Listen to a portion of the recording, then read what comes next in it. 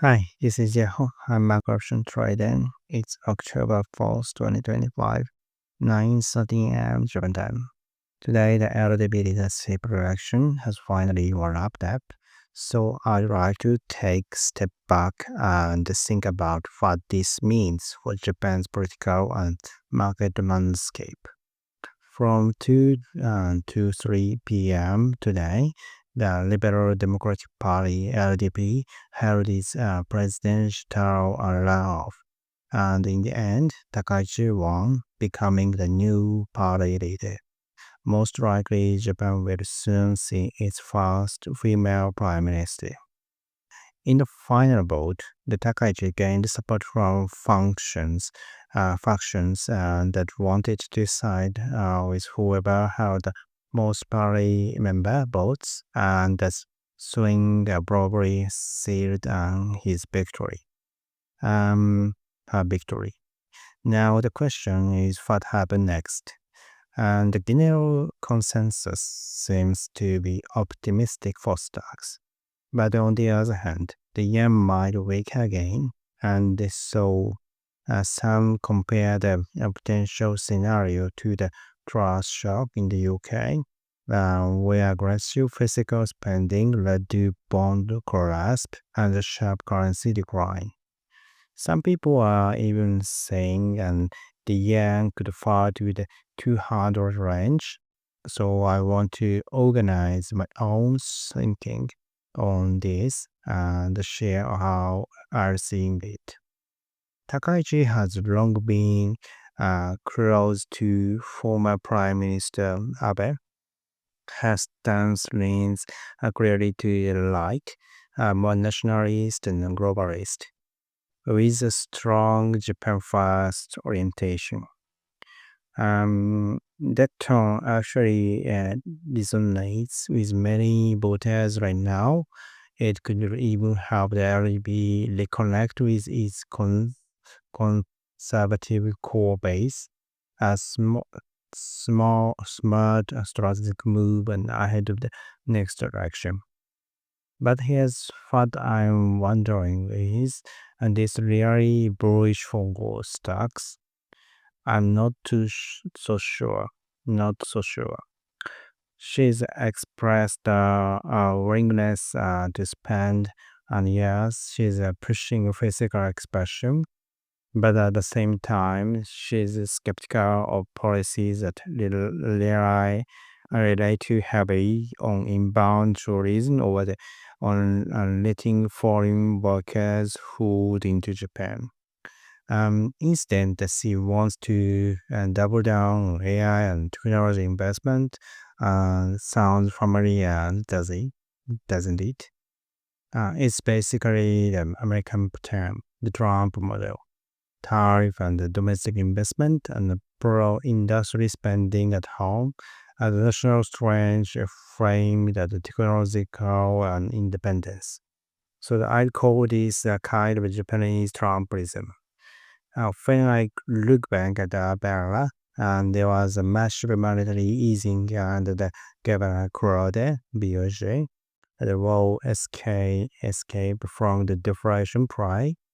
From 2013 to 2019, stocks did recover, rising from the 8,000 yen after payment to around 24000 M.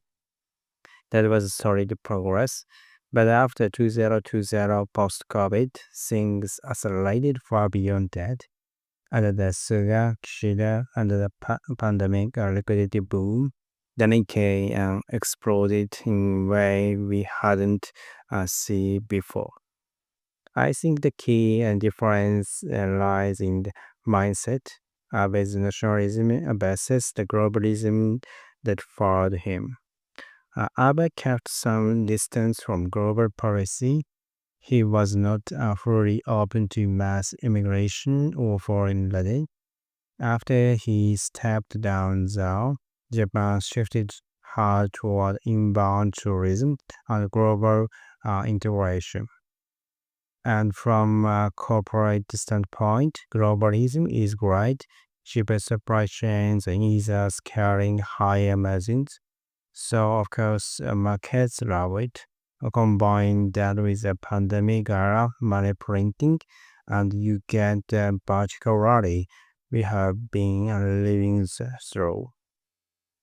In other words, the difference between 2013, 2019, 2020, 2025 stock performance maps almost perfectly to whether the country's leadership leaned nationalist or globalist. Biden is globalist, Trump is nationalist. Markets prefer the former, investors and serve the globalism. Under nationalism, governments tend to tax more, protect local industry, and distribute wealth, which is not exactly investor friendly. The same pattern may now be emerging in Japan. So do I really think Takaichi Japan will see soaring stock and corresponding yen? Not necessarily. If she truthfully stick to the nationalist agenda, the yen could actually strange, not weak. The real economy is not strong, not in Japan, not in US. And stock questions sign are flashing everywhere. From a policy standpoint, a stronger yen might make more sense to help contain price and appeal to voter ahead of the elections. So this simple equation, big spending equals weak yen and higher stock, might not hold this time. I remember where the money coming from. She's already hinted at the taxing of financial income, pouring a revenue from investors instead of rewarded them. If she also tightened your rules and on foreigners buying Japanese and real estate, there's another cap on asset inflation. Put together, this does not look like a market-friendly regime. More likely, it's a distributive nationalism, a government for citizens and not for capital. That's not a that's not bearish for Japan itself, but it's bullish for the investors class.